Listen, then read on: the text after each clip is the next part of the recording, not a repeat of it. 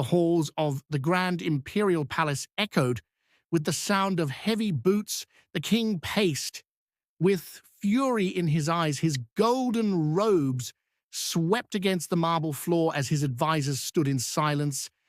The news had arrived in the form of a simple message. The princess, once thought infertile, had given birth. The humans had done something unimaginable. The alliance was never meant to create heirs, it was only meant to secure peace. The princess had been sent away as a symbol of goodwill. Her frail body had been examined by the greatest of alien physicians. She had no capacity to carry a child. It was a certainty written in the laws of biology. The king had agreed to the union because he knew it would end with her alone and barren among the humans. Yet now the impossible had happened. A child had been born. An heir carried the blood of both species. The king clenched his fists. The throne was at stake far across the stars in the human capital. The princess lay in her chambers, cradling the infant. In her arms, the humans had welcomed her with kindness. They had not treated her as an outcast, but as a queen. The human king had taken her as his own. He had whispered words of warmth in the cold nights. He had touched her with reverence. Now she had given him a son, a future ruler who bore the marks of both civilizations. The physicians had been wrong. The alien doctors had failed to understand human biology. The child was proof the impossible had become real. The princess wept as she held her child. She knew what this meant. War would come.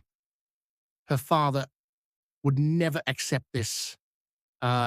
Messenger stood before the alien king. His hands trembled as he delivered the words. The humans send their greetings. The humans celebrate the birth of the child. The humans recognize the prince as the true heir. The king roared. His voice thundered through the chamber. He ordered his generals to prepare the fleets. This insult would not stand. The throne of his ancestors would not be tainted by human blood. Across the void of space, preparations were made. The human king stood upon the battlements of his city. His soldiers were ready. His fleets stood at the borders. He had known this day would come. The princess stood beside him, her eyes fierce, her hands clutching the royal sigil. She was no longer just a gift. She was a mother. She was a queen. She would fight for her son. The stars bore witness to the clash of civilization. The future of two species hung in the balance. The war had begun. The heir watched from the safety of his cradle, unknowing, unshaken. The destiny of empires rested in his blood. The throne of the stars awaited. The alien fleet emerged from the darkness of space. Its warships bristled with weapons. Their engines glowed like burning embers. The alien king stood on the bridge of his flagship. His eyes burned with fury. His voice rang through the command decks. The child must be erased. The throne must be purified. The war drums echoed through the vastness of the void. The humans did not flinch. The human king gave the order. The fleets engaged. The sky ignited with fire. Metal clashed with metal. Beams of energy cut through the abyss. Ships exploded in bursts of light. The princess watched.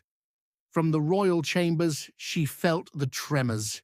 Beneath her feet, she closed her eyes and whispered a prayer on the battlefield. The two civilizations waged war for the fate of the future. The human warriors fought with unwavering determination.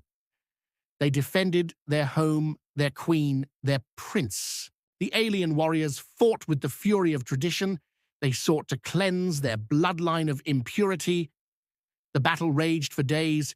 The stars became graveyards for the fallen, but the princess would not allow the war to take her child. She made her choice. She would end this. She boarded a small vessel and launched herself into the heart of the conflict. She hailed her father's ship. His face appeared on the screen. His fury was immense, but she did not falter. She held up the child for him to see. Father, look at him. He is not an abomination.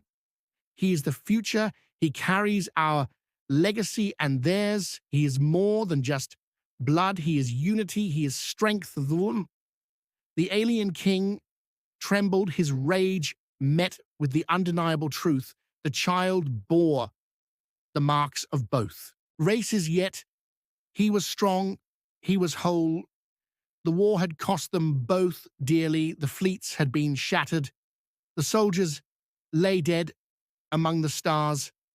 The throne he had fought to protect was now threatened by his own actions, and the king lowered his head. His voice was tired. "Withdraw," he commanded. "The war is over." The fleets turned away. The silence in space was deafening. The princess wept. The human king held her close. The child cooed in her arms. The war had ended. The future had begun. The heir to two civilizations would one day rise. He would sit upon a throne forged from fire and blood. He would unite what war had sought to break. He was the destiny of the stars. Years passed. The child grew into a warrior and a scholar. He carried the wisdom of his mother and the strength of his father. He trained under human generals and alien sages. He learned the secrets of war and the art of diplomacy. His existence was a symbol. His presence was a challenge. The alien king aged. He watched from the shadows as his grandson thrived. He saw the unity he had once feared. He felt the fire of regret burn deep within him. He had nearly destroyed the future he now cherished. Human king guided his son. He showed him the ways of leadership.